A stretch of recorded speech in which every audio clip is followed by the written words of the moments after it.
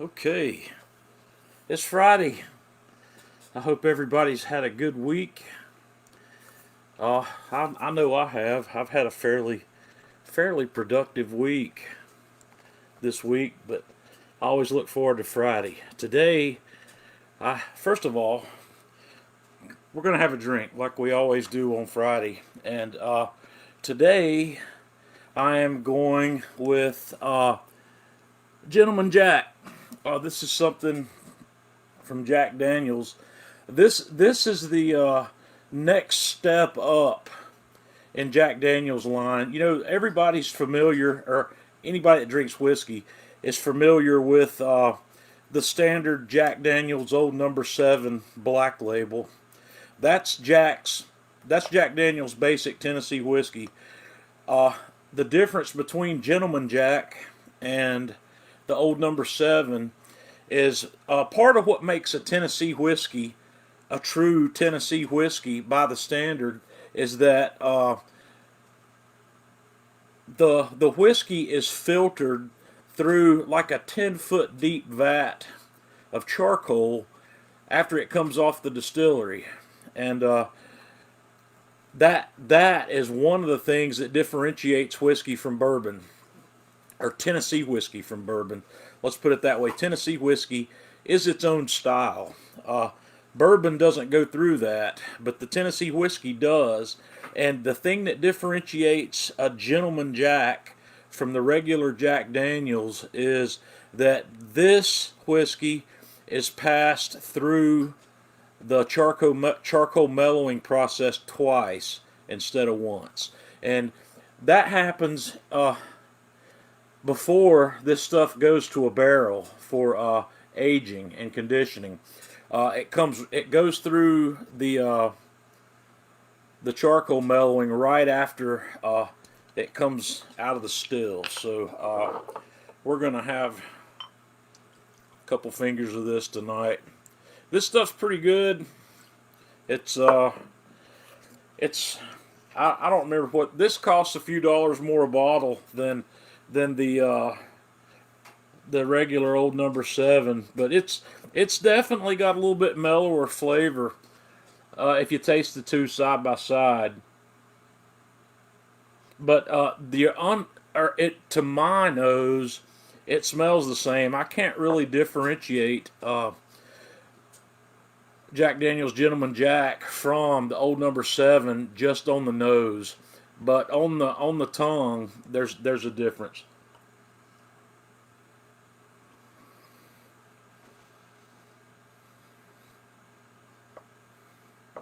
It's really smooth. Excuse me. And it's your standard 80 proof. There's nothing out of the ordinary about Gentleman Jack on the proof. It's a 40%, 80 proof, just like Old Number 7.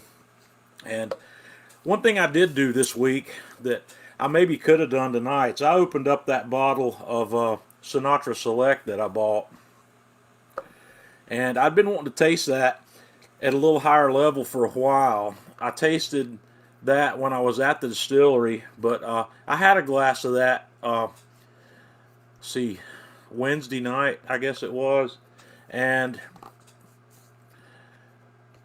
I've only come to one conclusion about it. Well, I've come to two conclusions about it, and maybe I'll pull out the Sinatra Select next week, and we'll have a taste of that here. But that stuff's expensive. The 1 liter bottle of that's $150, and I currently like the flavor and the mouthfeel of the Jack Daniel's Single Barrel Select over the Sinatra Select. So we'll look at that. But it tastes really good. Don't get me wrong. It's an excellent example of Tennessee whiskey. But I like the flavor depth and complexity a lot better on this bottle of Single Barrel Select that I have.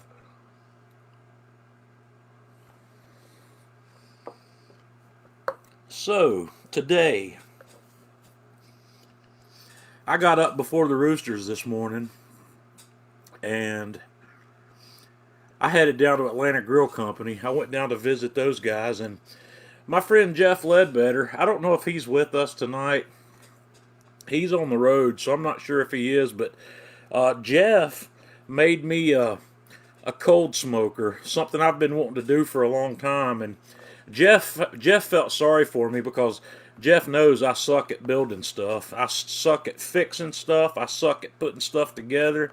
And Jeff is a master woodworker. He does some really beautiful things. And Jeff put me together a wooden box with a door on it and some rack holders and racks to do cold smoking in. And I'm gonna show you guys that sometime soon. I actually haven't gotten it out of the car yet. When I got home, it was raining really hard, so I just kind of left it in the car. I'm gonna get it out either later tonight or tomorrow. But this thing's gonna be perfect for cold smoking. One of the things I know a lot of Kamado owners like to do cold smokes in the Kamado, and for the most part, it's fine.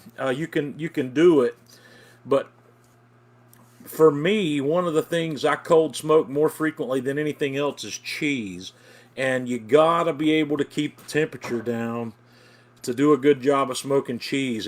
To me, you ruin a block of cheese if you let it sweat while it's cold smoking. And if it gets up above about 70 degrees, a lot of times it will sweat depending on the humidity. And the problem with that is the heat in the Kamados retain heat so well, it's hard to keep the temperature cool in a Kamado even when it's cold outside. I can keep it cool enough in my Kamado Joe if the temperature outside's below 40 degrees, and that's by keeping both vents fully open, and I'll leave the lid propped open about an inch also, and I can stay in range there. But in this wooden box, it's going to be a lot easier. I can't wait to play with it and see how close to the outside ambient temperature I can get it, but it's going to be good. Avery Wood Oven Boston has joined us, and I know a secret. I know his real name, but I'm not going to share it with you. Avery, this guy is a master pizzaiolo. Well, if you can be a pizzaiolo and live in Boston or in the Boston suburbs, that's Avery. And you see he's got a little pizza icon beside his name there. This guy makes the best dadgum pizzas I've ever seen on his Alpha ovens. I think he's got 2 Alpha ovens, or maybe even 3. You know, I've got the 1-4 pizza outside. I think he may have the 4 pizza. He's got the bigger one even, and he's got the I think he has the stone oven also that's gas fired. He's got a lot of them, but you need to check him out because his pizzas make everybody's pizzas look like crap. My pizzas look like I've been working with a bunch of kindergartners with an easy bake oven compared to what his pizzas look like. And if you aspire to be a good pizzaiolo, go look at his stuff. It just blows me away. And thanks for joining me tonight, by the way. I haven't talked to you lately, but thanks for coming in. We're just having a Friday night chat like we always do and having a couple fingers of whiskey. But anyway, I went to Atlanta Grill Company today, and I'm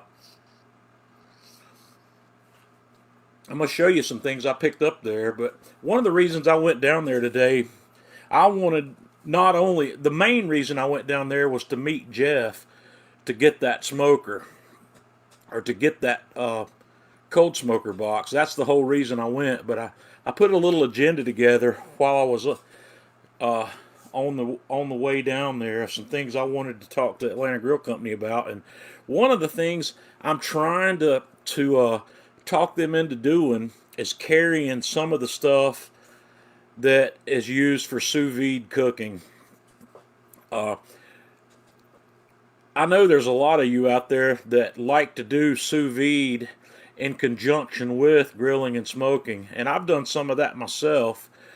And I really think that would be a good product line to add in for the Atlanta Grill Company customers. And we're talking about that. We're looking at it. So I'm just going to have to see if I can get them to do it. If you've got an interest in sous vide and you're an Atlanta Grill Company customer, send those guys a PM and tell them, yeah, you'd like to see some sous vide equipment and sous vide opportunities there, and maybe we'll get some of that. I'd like to see them carry some sous vide circulators and some containers for water baths, and some vacuum sealers.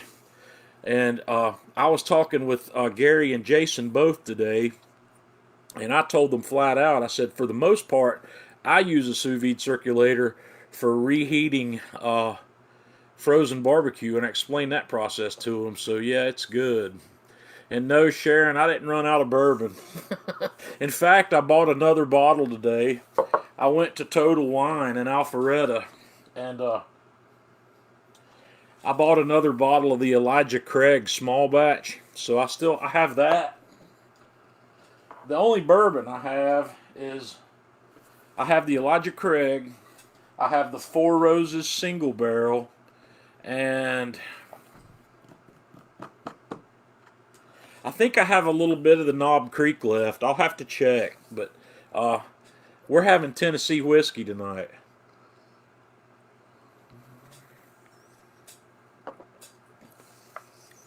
So that's what I talked to those guys at Atlanta Grill Company about. They showed me some new things they've got. Hopefully I'm going to be able to show you some new toys soon. They've got a couple of things that I'm going to hold out on here just for a little while, but some stuff I've looked at in the past that's a lot of fun. And I'm trying to negotiate getting one of those items here. And when we do, we're going to have some fun with it. William, I didn't see the Eagle Rare. The only thing I saw today from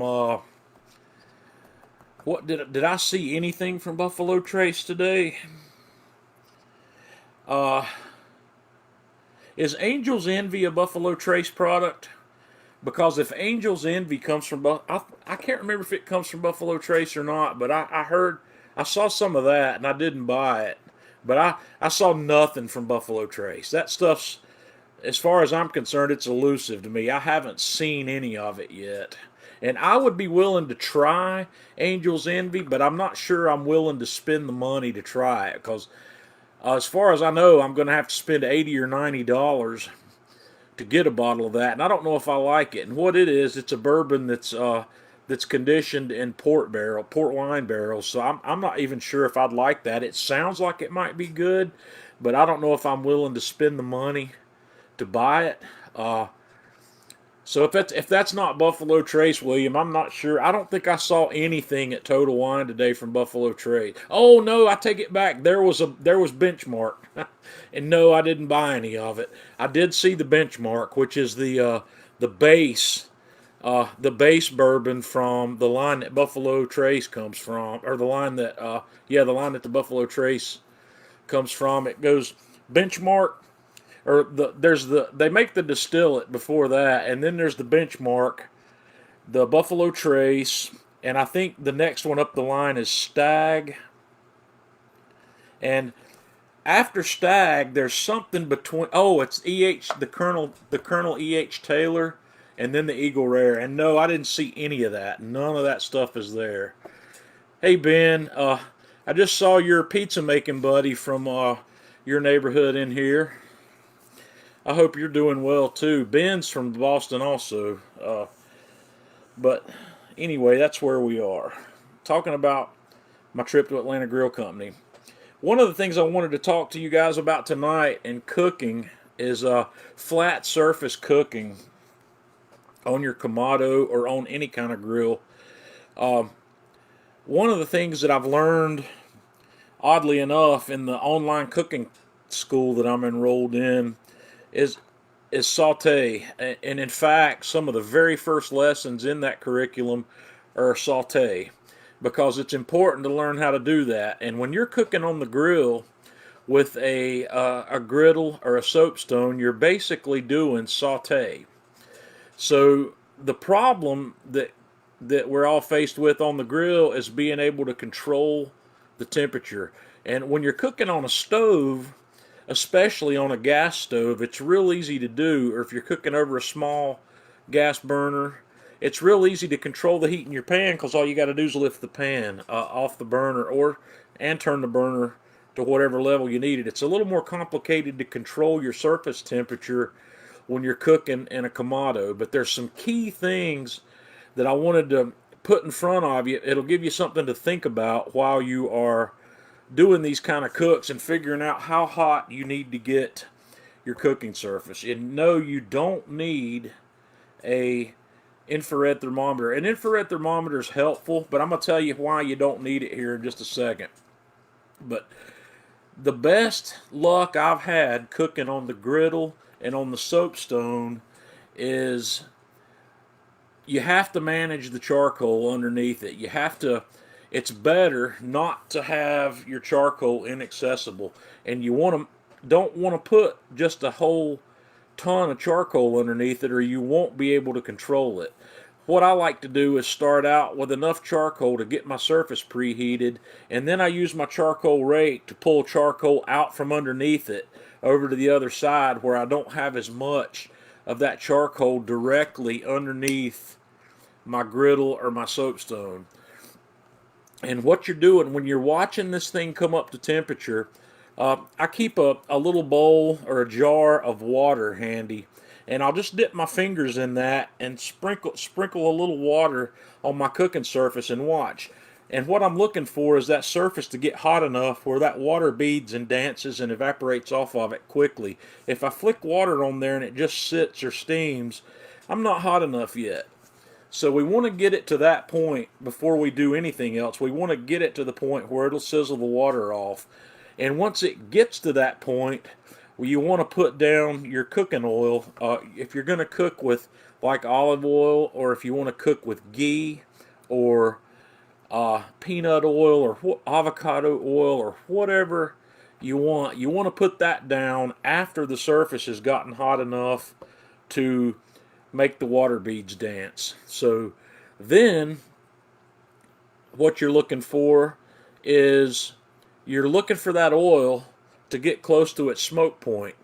And this is easy to watch if you've got a stainless steel pan and doing it on a stovetop, because when you pick that pan up and hold it at an angle and watch the oil run from one side to the other, you'll see little lines form in that oil. That's convection happening in the oil, and that's telling you that you're getting close, and you'll start to see little wisps of smoke come off that oil. And when you get to that point, that's when you're ready to introduce your protein to the pan and the oil. And the same applies when you're cooking on a griddle or on a Soapstone. It's a little harder to see, but it just takes a little practice getting used to.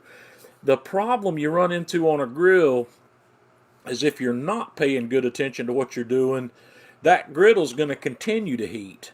And if it continues to heat, you're going to smoke that oil and you're going to scorch whatever you put on there, and it's going to be acrid. So you want to bring it up kind of slowly, and you'll learn after you've done it a couple times exactly how much charcoal you're going to need to get to that point, and then it will behave for you, and then you can rake coal out and do whatever you need to do. But keep a set of tongs handy. You might have a chunk or two of charcoal that you want to actually take out of the grill and put in a metal bucket or something and get it out of the way to control your temperature. It's not easy to control it once it gets out of control. It's better to be under where you want to be than over in this case, but if you don't have it hot enough, you're just going to steam whatever you put on there, and it's not going to sear properly. So you got to look for that oil. You want that oil to be close to its smoke point. And different oils get there at different levels. Like some oils smoke at 350, 375 degrees, and other ones like ghee and peanut oil are up in the mid 400s and higher. And I like ghee. That's my favorite saute oil, but we'll get more into ghee later. I've got videos on the Man Cave Meals channel, I know, about how to make ghee if you're interested in making your own ghee at home. It's cheap and easy to make. It takes a little over an hour, but it's not really a lot of hands-on work, and it's a hell of a lot cheaper than buying it. Every time I see ghee, even in the grocery store, it makes me choke at how much that costs compared to what it costs to make it.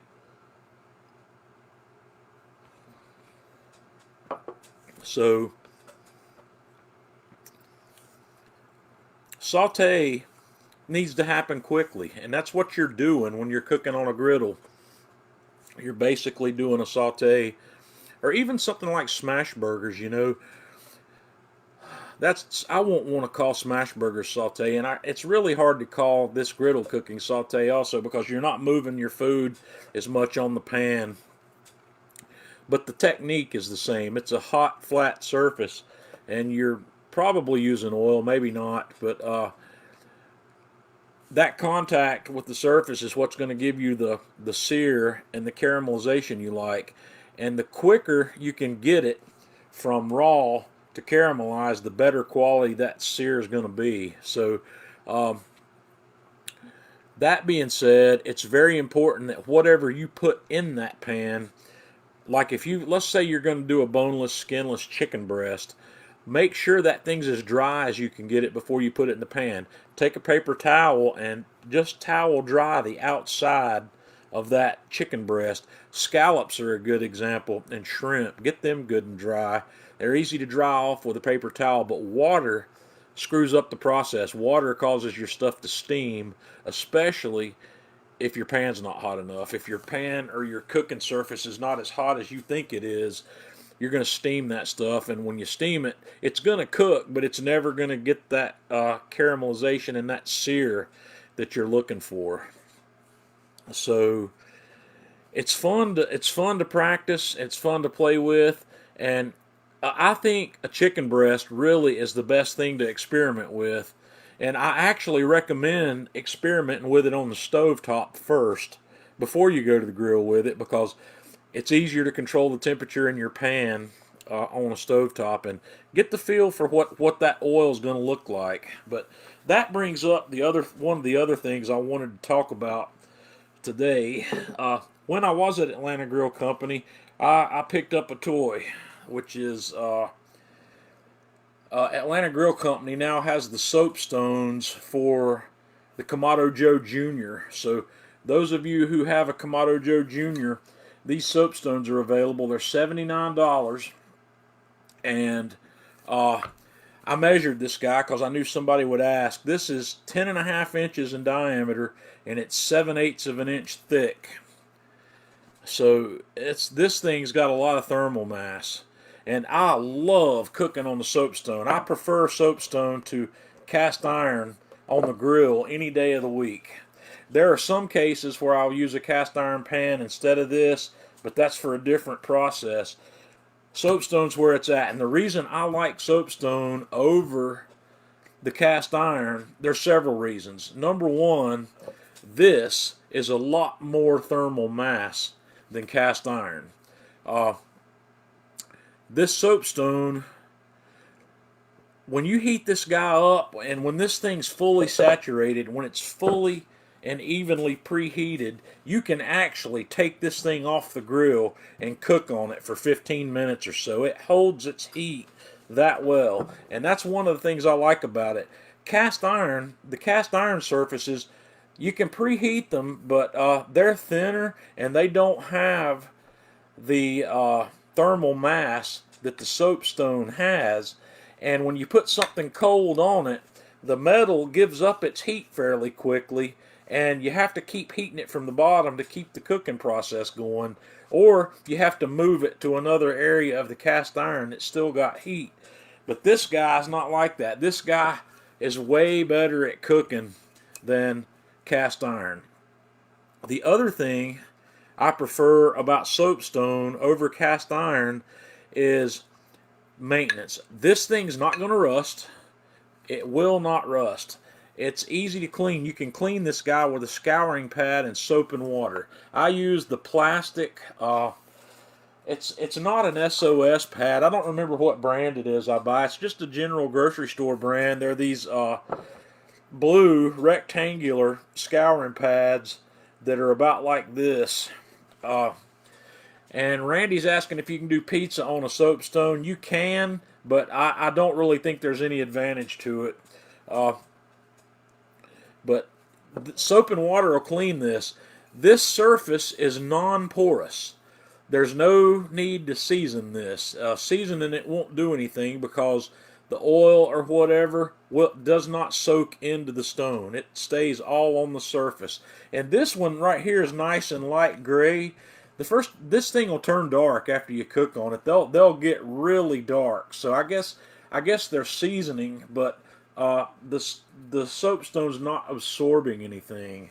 It's all just on the surface, and it's really easy to clean. So the advantages are it's got better thermal mass, better heat transfer, it's easier to clean, and it won't rust. Disadvantages. This is not as durable as cast iron. You can break these. You have to be careful with them. I recommend, this is the only full round one I have. The other ones I have are the half moons for the classic, and I put those on a grill grate. I don't just suspend mine from the divide and conquer rack. I put a grill grate on there and set this on the grill grate, and you'll have to do the same thing with this one on the Joe Jr. because it's got this one's not large, and I don't think it's large enough because the Joe Jr. is a 13+ inch grill, and so I don't think this will set on the rack. And sure enough, if I say this and go out there and try it, it might, but I don't think that it will. I think this is slightly smaller than the grill grate, so you have to set this one on the grate, and it's good to do that because then you've got the grate underneath it where if you bang on it, it's got support coming from all that. So the soapstone is brittle, you know, but it can take a lot. It can take a lot of abuse. The soapstone that I cook on it's the first one I ever got. The one that I'm using on my classic is the original one I got, and I've had it for several years, and it's got lots and lots of cooks on it. There's a crack. It's got a crack developing in it, but it hasn't given up yet. I'm still using it. And that being said, this is not a lifetime investment. Don't buy a soapstone and expect it to be an heirloom item because it's not. It's something that you're going to use, and it's something that you'll eventually have to replace. It's not going to hold up forever. So keep that in mind. Easy to clean. The drawbacks are if you drop it, it's no good anymore. You're going to break it. And don't use. I'm guilty. I'm going to say this. I'm going to say don't use metal spatulas on it because it'll scratch the surface, but I use metal spatulas on mine all the time. I use a bench scraper when I'm done, a bench knife like you use when you're working with bread or on a griddle, and I just drag it across the top while it's hot to try to get any gunk off of it while it's still hot, because that stuff will usually come right off while the stone's hot. So if you haven't cooked on a soapstone, I highly recommend trying it. And like I said, I know, as far as I know right now, well, everybody's been begging for accessories for the Joe Jr. for a long time. And so here's one. They've got this out now. They recently released the sear plate, which I bought. It's actually, mine's actually outside. It's not on the grill, but it's a cast iron sear grate that's fully round like this that works on the Joe Jr. And I think they have a cover for the Joe Jr. available now, if I'm not mistaken. So everybody that's a Joe Jr. fan, soapstone's available. So get online and order one if you're interested in cooking on that. And they don't have a cast iron griddle for it yet, as far as I'm aware. And I'll have to try to find out if they're planning to do one.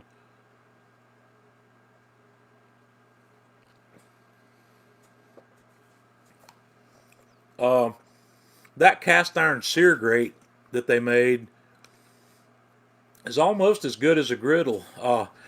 It's dual side. The bars on it are kind of triangular, and on the bottom side it's flat, and there's narrow gaps between it, so it's almost like a griddle.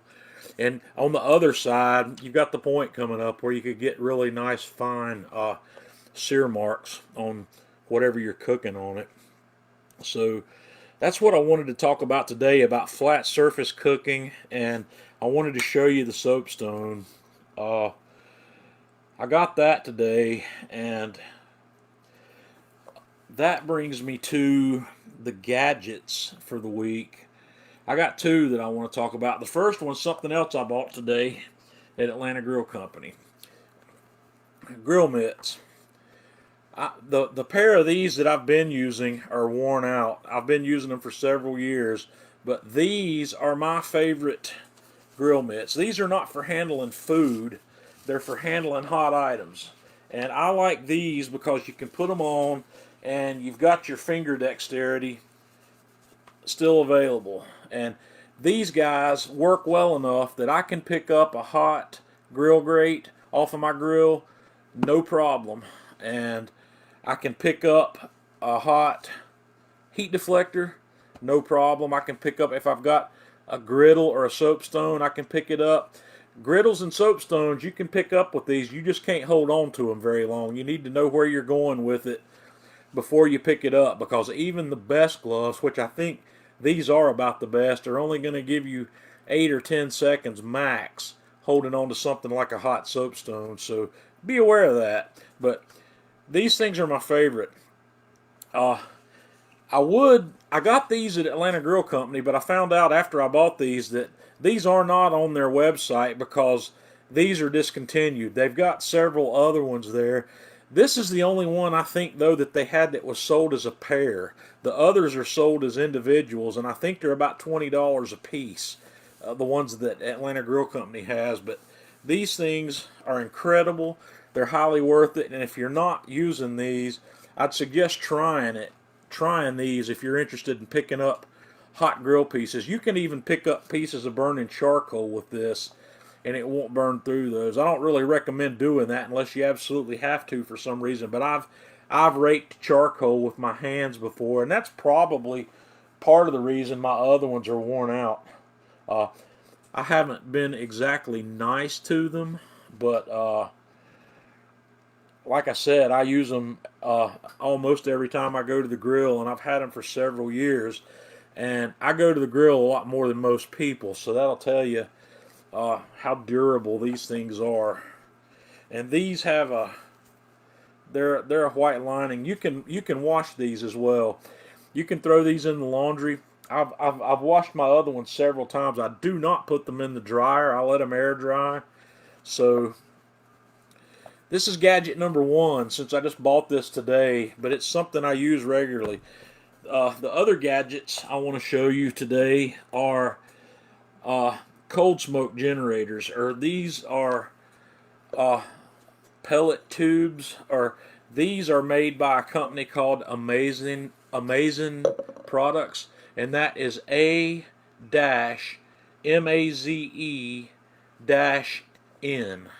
So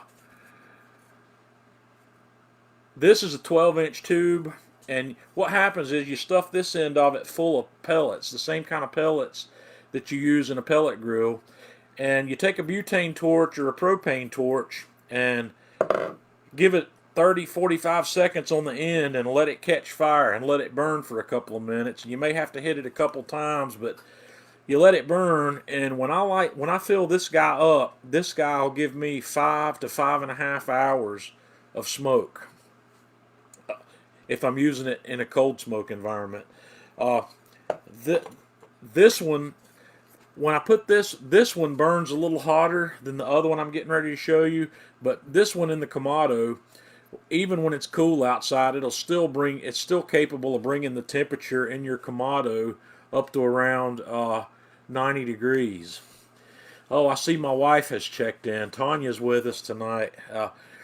Tanya and I bought a bunch of cheese a couple weeks ago that I've smoked, and I used this in the Kamado to do it because we had a cold night where the temperature was in the 30s, and I figured it'd be a good night to do it. And the temperature in my Kamado with this guy running in still got up to around 64, 65 degrees, even when the ambient temperature was in the 30s. So that's this one. This second one I have is a pellet maze.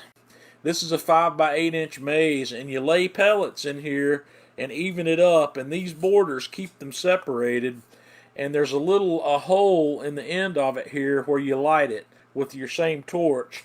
It has another hole in the other side, and the good thing about this one is this guy burns for a really long time. It burns a lot longer than this tube does. Uh, this thing will burn 9 or 10 hours usually, and maybe even longer. I don't know if I've even timed it out to see how long it'll go, but it's smoldering a smaller volume of pellets, and this produces less heat than this one. It produces less smoke also, but it's producing enough smoke to do about any cold smoking project I want. And if you wanted on this one to produce more smoke, you can light it from both ends where you've got two different places smoldering. And these will sit, this one sits nicely in the base of the Kamado Joe Classic and the Big Joe. This one, the 12-inch model on this one's a little long. It'll sit in the bottom of a Classic in the basket, but it's going to be propped up at an angle a little bit. But there's a 6-inch version available of this, and it's by the same company. Atlanta Grill Company has these as well. It's, like I said, Amazing Products, AMAZE-N. If you search those on there, you'll find these, and there's several different varieties of that to choose from. I think they've got the 6-inch, they've got a 12-inch, and they've got another one that's expandable, and it may go all the way out to 18 inches long. I don't have that one, so I don't know how that one works. But this guy, these are stainless steel. Mine are pretty dirty because I use them quite frequently. A lot of people buy these to supplement smoke in another grill. Like, there's a lot of pellet grill owners that'll buy this to add smoke to their pellet grills, or some people use this in a gas grill. If they want to add some smoke to a gas grill, you can use this. But when you're using this in another grill, it doesn't burn as long, because it's one of these would probably go for 2 hours. If you're running it in another grill that's running 350 or 400 degrees, it burns the pellet. It causes the pellets to go a lot quicker. So that's about that. Darren made it with us. Darren, I was just talking about sous vide stuff a little bit earlier, talking about trying to persuade the guys down at Atlanta Grill Company to bring some product in. And Jimmy Hazelwood's back with us tonight. Jimmy's an old friend. So Mike's with us from Minnesota. Or no, he says made in Minnesota. Is that where those pellet tubes are made? I can't remember where these were made. This one, actually both of these guys, these were given to me by the company that makes these.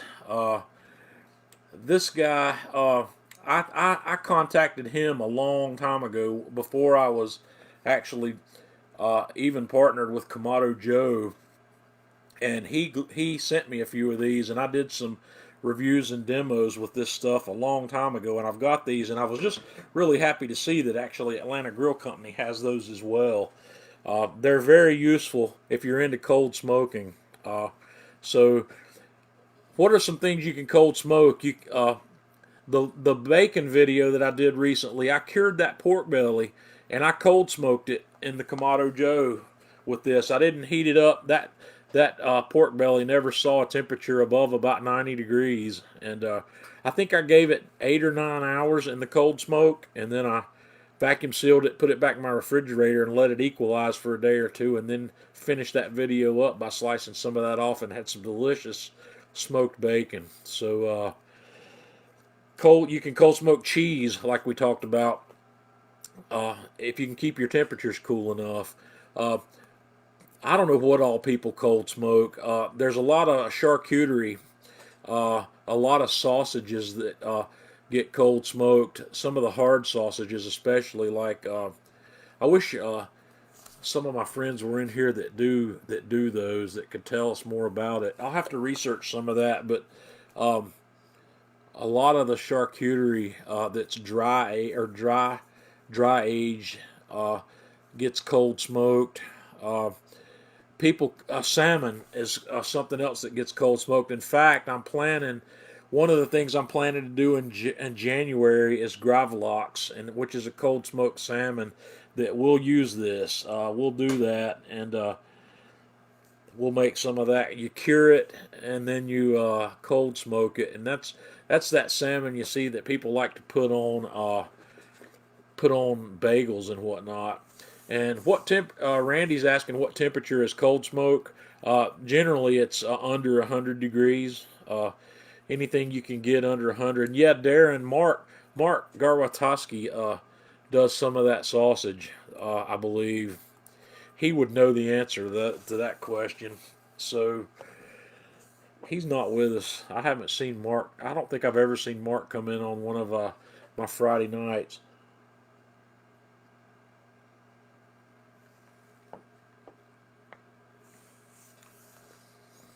Mike, yes, it is very true.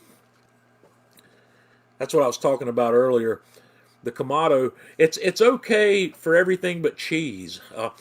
Cheese needs to be cold smoked at cooler temperatures than everything else. But absolutely everything else you'd want to cold smoke, you can do it in a Kamado with no problem. Uh, if it's 110 degrees outside, I don't know if I'd try it, but any other time, like tonight, my outside temperature tonight here is it's currently about 48 degrees outside here in western North Carolina. It's rainy.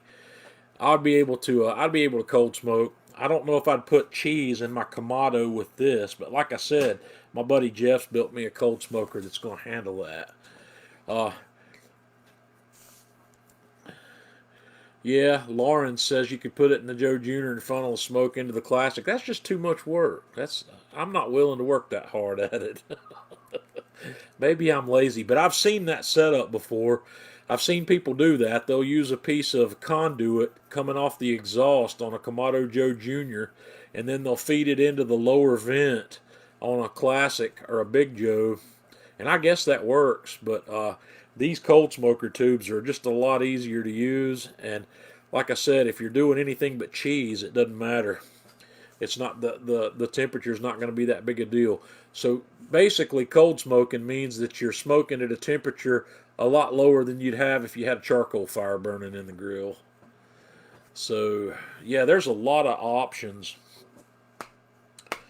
So I published the prime rib video today. So check the Atlanta Grill Company Facebook page and the Atlanta Grill Company YouTube channel. The new prime rib video's up. I messed up. It got published on YouTube before it got published on Facebook because I scheduled the YouTube one to launch at 11 a.m. and I scheduled the Facebook one to launch at 11 p.m. And I didn't realize that till I got home today from Atlanta Grill Company when I went to look at it. So I launched it on Facebook, at 5 or 5:30 this afternoon. So it's there.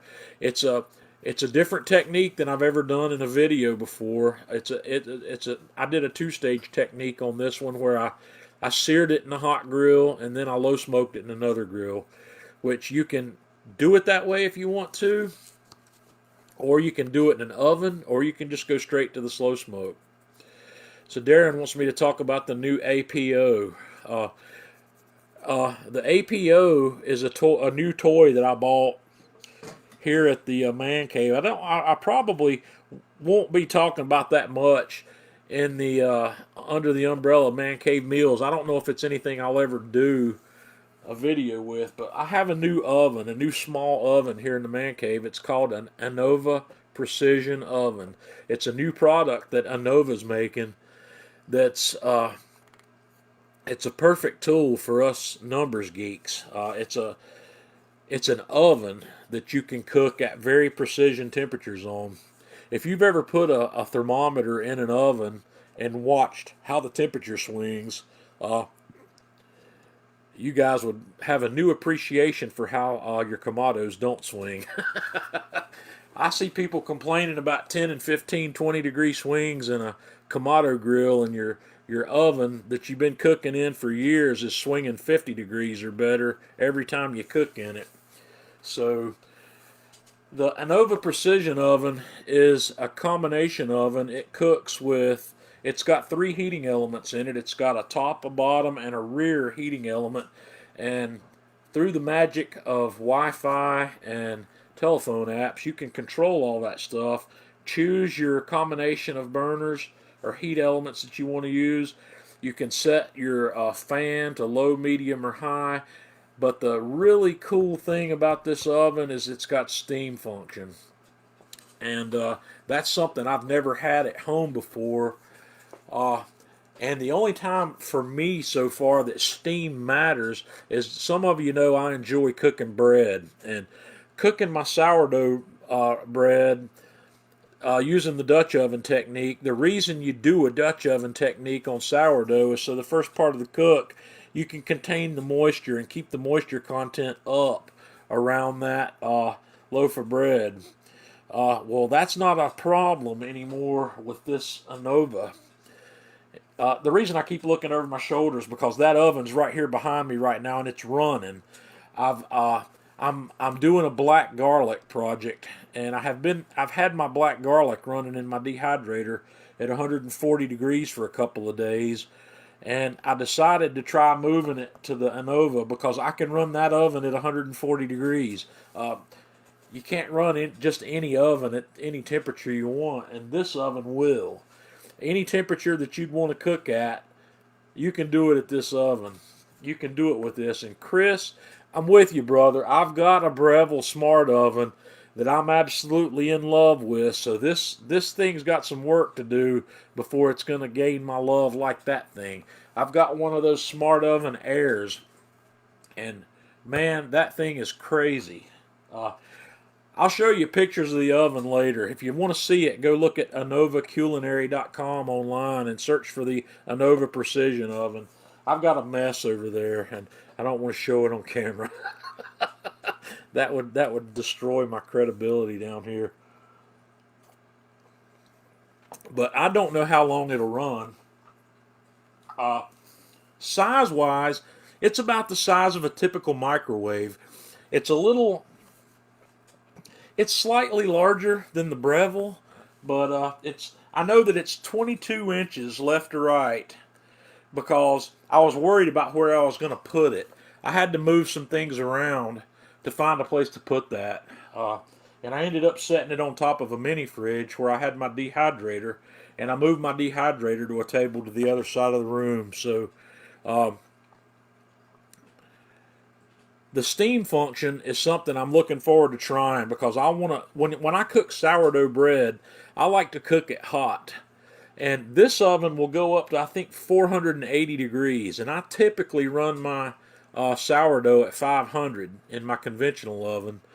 And but I can run the Anova oven at 480 some degrees and run steam for the first 15 or 20 minutes of the cook, and then turn the steam off to finish it and not be messing with a Dutch oven.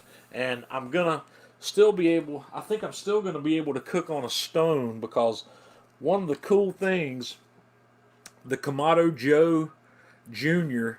heat deflector or pizza stone will fit in there. It'll fit in there. Actually, this guy'd fit in there too. I'd be able to cook. I'd be able to cook a loaf of bread on that, and I might even try it. The only thing is this: it'd take a lot longer to preheat that. When you're preheating a stone for cooking bread, you gotta let it preheat. So typically, when I'm doing it in my oven, once my oven tells me it's at 500 degrees, I'll let it go for 30 or 45 minutes before I even consider putting a loaf of bread in it. But the precision oven's going to be fun to play with. It's got a lot of cool functions. You can cook in stages, and you can set up various stages to cook, and you can change the parameters during the cook. You can change the temperature. You can change the steam amounts. You can change a lot of different things. So I'm going to be playing with it because I think there's some things that I already do manually in 2 stages that I might be able to do in this oven without having to change anything. And Jimmy, yeah, black garlic's got to go for a long time. The process that I'm following is a 3 to 4 week process, and I don't know how long this oven will run. It's been running for 2 hours and 51 minutes. I'm going to try to ask somebody how long that oven will run or if it's going to shut itself down.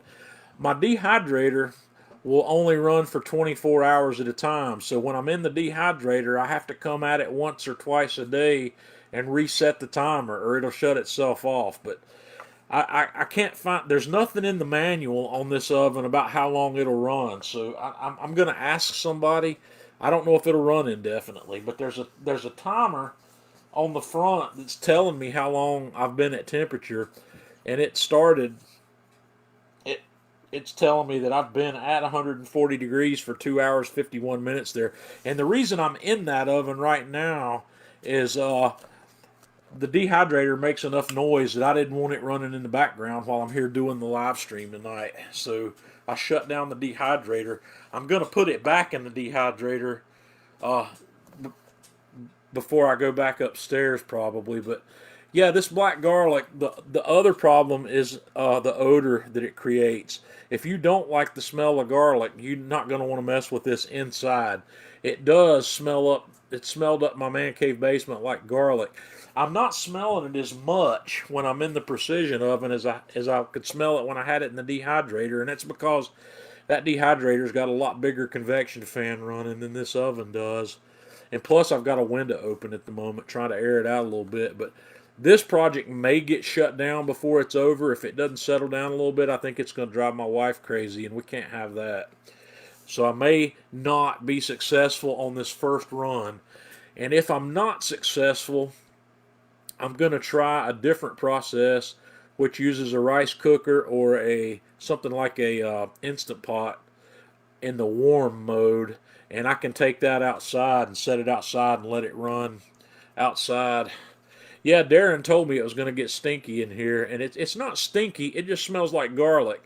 But some of the reading I've done says that it'll settle down, and we'll just see. One of two things is going to happen. It'll either settle down or it won't. And if it doesn't, my wife's going to shut me down. And I'll have to try again from a different perspective. But my wife's got an Instant Pot, so if I can figure out how to get the Instant Pot running in the warm only mode, and if I can make it run indefinitely, I'm going to do that. My dehydrator, I don't want to take my dehydrator outside. My dehydrator's huge. It's one of the 80-liter size Cabela's dehydrators. It's almost as big as a small refrigerator, and it's got 12 racks in it. I don't want to take that outside because I don't know how well that thing would perform outside in the cold weather. I don't know if it would do the job or not, sucking in cold air into that environment. I just don't think it would work. It's not designed to work like that, so I don't know if it would. Jeff, did you go back? Jeff's back. He says he's home. Did you go back to Florida? I was just telling everybody about the cold smoker you built for me, and tell them about the trip to Atlanta today. Jeff was up. Jeff came up, and then he was going to go over to Columbus until he found out that the scratch and dent sale at Kamado Joe's not till tomorrow. So yeah, he says he went back to Florida. He was headed up to Tennessee or something, but Jeff and his wife take off and go quite frequently. So yeah, I had a good time. It was good to see you today. I enjoyed getting to see you guys always. So hopefully we're going to be able to get this COVID thing behind us soon and have another big party down in Atlanta, and we'll all get together and have a really good time. So I've been rambling too long. I think that's about all I got for tonight. I've got to go back to the salt mines of my job over the weekend, so I don't know what I'm cooking next week. I haven't made up my mind what we're going to do next week just yet. So I might get my my Christmas fruitcake done. And yeah, Jeff, my car smells like smoke. Oh boy, it does. And it's raining. It's raining pretty good here, so I haven't got it out yet. I'm going to see if I can get it out. But I'm going to need to go get a thing of Febreze. And ease that up in the car a little bit. I don't mind the smell of smoke. It was a very unique smell of smoke. It was a combination smell of smoke and new lumber. So yeah, it was unique. It didn't smell like hickory smoke, or it didn't smell like any smoke I would normally cook with. It was, like I said, it was that combination of cooking smoke and new lumber. But yeah, so we'll give that a shot. And I guess I'm going to call it a night. I'm going to go chill for a little while. I've got to catch up on a few things, and I'm worn out. It's been a long day. I put about, I guess, 9 or 10 hours on the road both ways. The Atlanta Grill Company, not if I don't stop and I don't run into big traffic, it's exactly 4 hours away from me. It's about 230 some miles from here to the Atlanta Grill Company. It's easily doable in a day, and I was only there for two. I got there.